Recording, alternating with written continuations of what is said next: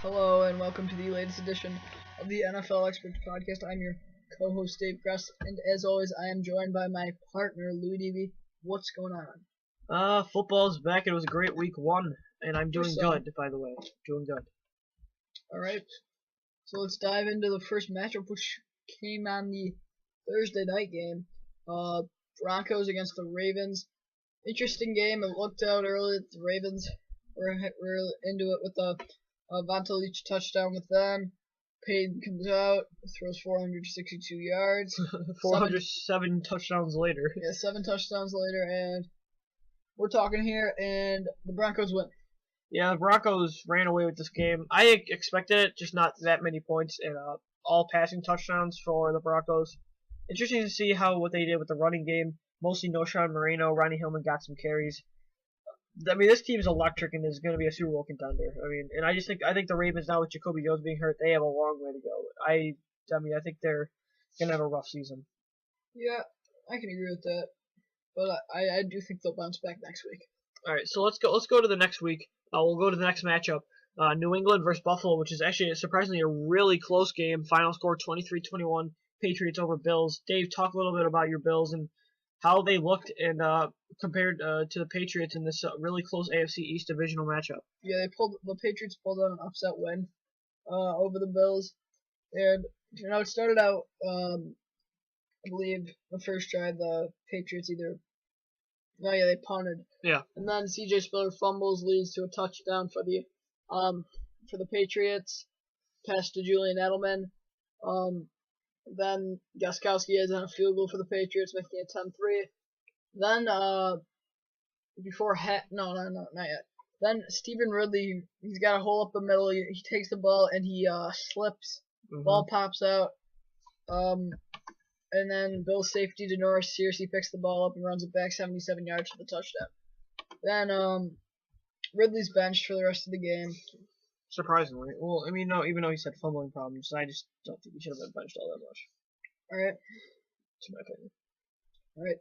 And then they added on another field goal. We didn't add a field goal. Hold on. Confused. Can you go to the game real quick? Yes. Halftime score. It was 14-17, I believe, Patriots. I'm not sure. I don't even know if that's correct, but yeah. Heading into the half, it was 17-14. Patriots. For some reason, so that was the Searcy TV. In my head, I don't know why. But yeah, so Searcy scored for the Bills. Edelman scored twice for the Patriots. Really, but then in the second half is when it really got good. Manuel came out, threw an 18-yard touchdown pass to Robert Woods. Stevie scored a touchdown, and with about 4 minutes left, I think it was like 5 minutes, 3rd and 2, Stevie drops a pass that he should have caught. Costly. Clearly, we're not going to stop Brady a third straight time. They go down, run the clock out, kneel it, call timeout, kick a field goal, and this ends the game. What do you think on Manuel's progression as the game went along? He looked good, really. He wasn't the problem. The defense, the secondary, played a little bit better than I expected, but still not good enough. There were some times when I liked what I saw, but then that last drive they kind of fell apart. Really, I didn't like the pass rush either. Other than the 2 sacks, one of them came to Kyle Williams. That one was in the end. And the other, I believe, was to Denoris Searcy. I'm not 100% sure, but so if the defense can step up, and definitely the run game. Spiller looked terrible, but other than that, it'll be interesting. I think we looked pretty good. All right, let's move on to Seattle versus Carolina. Surprising game, low scoring wise. Final score 12-7, Seahawks over Panthers. I was really surprised about this. I honestly thought that this was going to be a high scoring game with 2 dual threat quarterbacks. Russell Wilson got the upper hand. Both only threw 1 touchdown. Russell Wilson had over 300 yards passing, but Marshawn Lynch having a not that great of a game. Terrible game. And then Carolina really just could not get anything going offensively in the run game, which really cost them in this game. Seattle had a pretty good win though, but I mean, I was just surprised that Carolina only scored 7 points, but their defense looked really good though. That's a bright spot heading into next week against Buffalo. Yeah, their defense did look a lot better than I expected against a great Seahawks offense, but the Panthers offense didn't do anything in that. Yeah. That was why they lost. All right, so Chicago-Cincy was a pretty good game, 24-21. Chicago wins. Bears set the tone defensively early. I mean, I don't have anything to say about this one. It's really not that big of a surprise. Two very similar teams. Jay Cutler looked pretty good, I thought, after that costly turnover. And, I mean, I think the Bears pulled out a pretty big-time win here in Week 1. Yeah, Green added 2 touchdowns, but it just wasn't enough to be the Bears. Yeah, Green continues to just dominate. So then Miami beat Cleveland 23-10. Clearly, I mean, from what I've seen with Rob Schodzinski and the new Browns offense and North Turner is they're going to throw the football, which is not good news for fantasy owners for Trent Richardson, who did not get the ball all that much with only about, I believe, like 10 carries. And Miami actually looked very good passing-wise, but again, even they could not get anything going on the ground. I don't even know how many yards Lamar Miller had. Single digits for sure. I believe it was 2. Yeah, exactly. No, I don't know exactly. I mean, 6 or whatever. I mean, it's a pretty bad game. Terrible game. And then Detroit, Minnesota, very high-scoring game, 34-24 final score. Detroit takes it. Kelvin Johnson, not that big of a game, only 33 yards receiving, but Reggie Bush had a huge game, 77-yard receiving touchdown. Was the bright spot there. And for the Vikings, Peterson continues to impress, obviously, but Ponder is just terrible. Yeah, awful. I mean, yeah, oh my God, get rid of him now. Yeah, I guess, but with Peterson there, you don't really have to do much. I mean, I just think after a while, it's just going to come down to where not everything can be riding on the running back's hands. I think eventually Ponder's going to have to start making a difference, and he hasn't in quite some time. Out of the 7 running backs who have rushed for 2,000 yards, only one of them went on to win that Super Bowl that year. And then the next game was Indianapolis defeated Oakland 21-17. A really surprising victory here. Well, not surprising in the sense that the Colts won, but the fact that the Raiders only lost after a last-second drive that Pryor got picked. He looked incredible, Dave. Give your take on Terrell Pryor. Pryor looked great. He rushed for did you say that? I did not say that. Yeah, he was a leading rusher in Sunday. Yeah, really? Yes, statistic-wise, I just checked. But then he threw a pick. I like Pryor. I think he can do great things for the Raiders as long as he doesn't make mistakes. But I mean, he's a young quarterback. Hasn't had a lot of experience. You're going to see these mistakes from young quarterbacks. If those go away, he looked dynamite. Luck again showing that he's clutch. I mean, he continues to impress that in that sense. 21-17 again, final score. Colts improved to 1-0. Kansas City, Jacksonville, I have nothing to say. 28-2. Blaine Gabbert needs to be out in Jacksonville and put Chad Henne in. I think it's just that simple. Yeah, but I like what Alex Smith did. Charles looked as good as usual. So I like big things for the Chiefs. I mean, with Jacksonville, I mean, I just don't know. It's just going to come down to where they're going to just have to make that move soon and just move on from Blaine Gabbert. Chiefs-wise, I thought they looked great, and I think they're definitely going to be a playoff contending team this year. Of a big divisional matchup, New Orleans takes a close one, 23-17 over the Atlanta Falcons. Drew Brees and Sean Payton's offense is back, and they look great. And even the defense looked pretty solid. I thought the Saints took a big win, and the Saints continue to be the Falcons' kryptonite, and they just really can't seem to get by them. And that's, to me, one of going to be the huge things to decide this division is divisional matchups. Yeah, that was great. It came down to the last play of the game, but Saints pulled it out. I mean, that was an interesting outcome. Roddy White didn't show up to play, so Steven Jackson looked good. That's a good sign. Tony Gonzalez, other than his touchdown, he didn't do much either. So, those you could credit for some of the loss and not as big of an offensive performance as expected. Jets versus Tampa Bay. Final score 18-17 Jets. Geno Smith comes down to the last minute, runs in trying to get some field goal range. It gets pushed out of bounds after he was allegedly already going out of bounds. 15-yard penalty puts the Jets in field goal range. Nick Folk kicks the game winner. Jets are 1-0 with Geno Smith as their starter.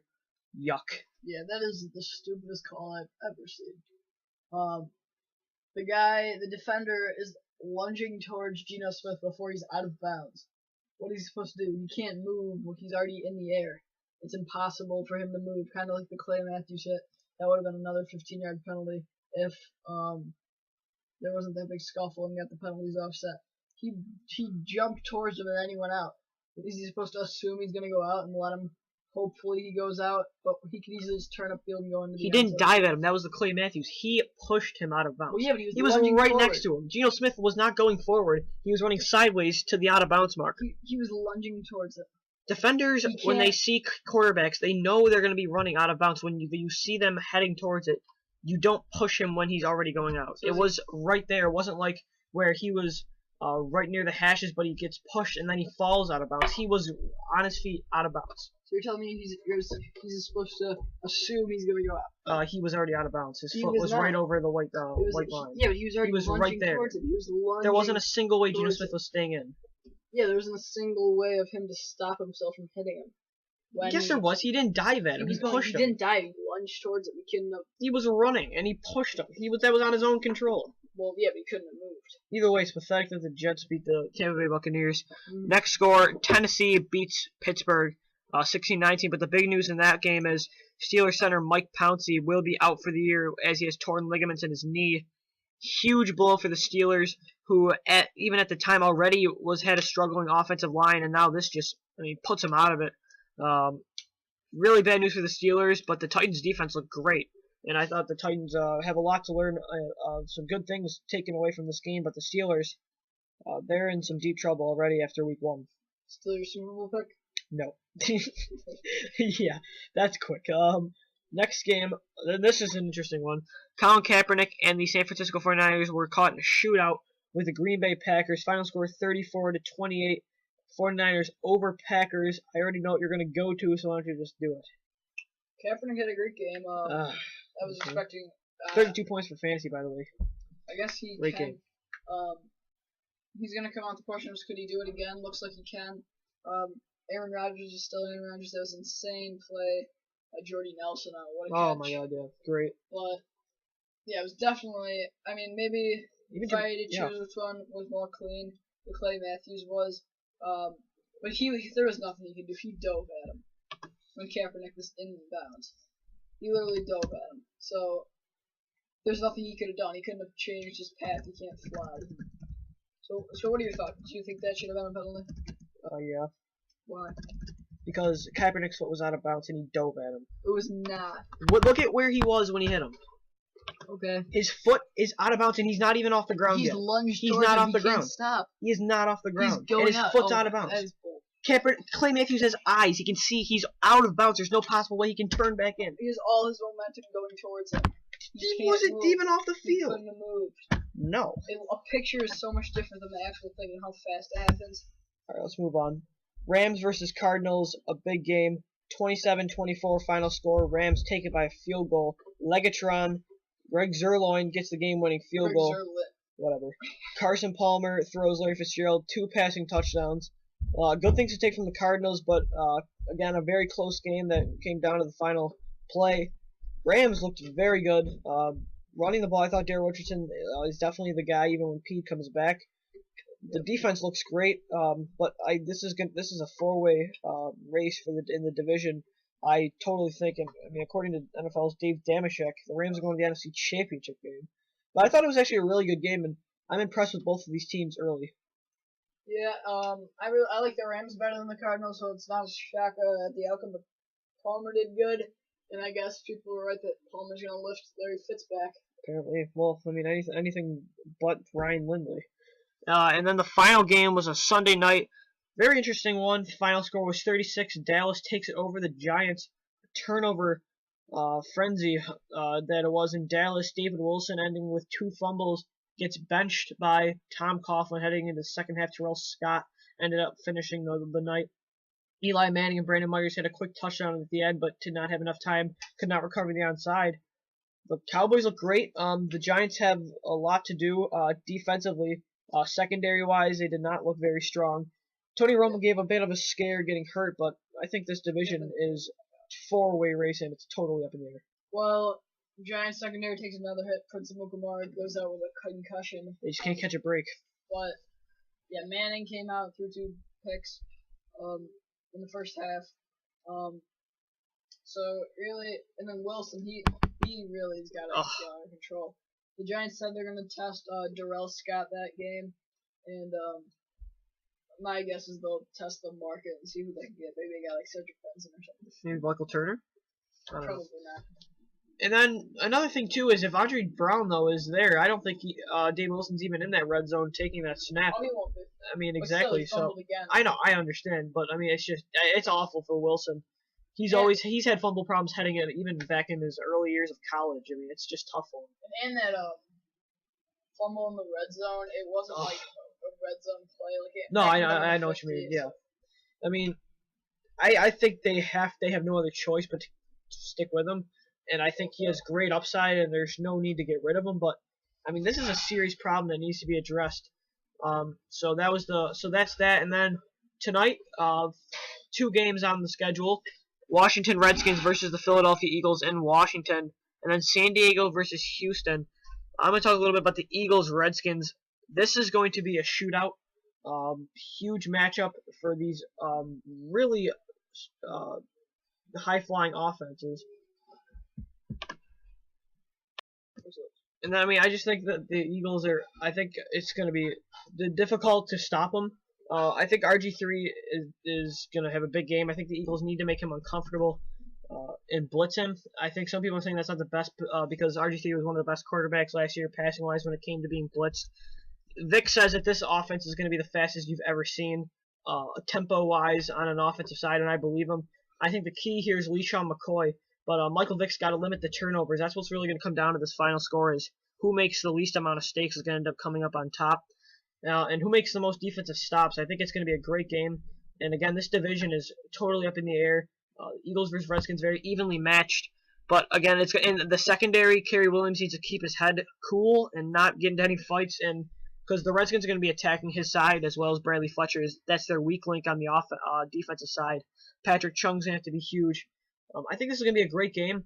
I like the Redskins in it late. I think it's going to come down to a couple last-minute drive, and it's going to be a great game, but I like the Redskins, and it's just interesting to see how RG3 is going to be in his first game back since that injury that he had in the playoffs against Seattle last year. Yeah, that is certainly a bold predictions. Now, moving on to the last game. The Texans taking on the Chargers later at 10 o'clock Eastern time. I don't think this is going to be a very interesting game. I think the Texans are going to quickly put this one away. Yeah, I agree. I think the Texans are just too much for the Chargers to handle. So that's going to do it for today's NFL Experts recap of the season opener Week 1 podcast. Thanks for joining us. Follow me on Twitter at DB Sports Talk. Follow Dave at DaveChris Go to our YouTube page for all the latest NFL podcasts at youtube.com/NFLExperts. Check out our blog, NFLExperts.blogspot.com. Also, go to our new website, all32access.weebly.com. We currently have 7 teams launched for their own blogs. If you'd like to be part of that, go email us at all32access@yahoo.com. I think that's going to do it, Dave. We'll see you later. Bye.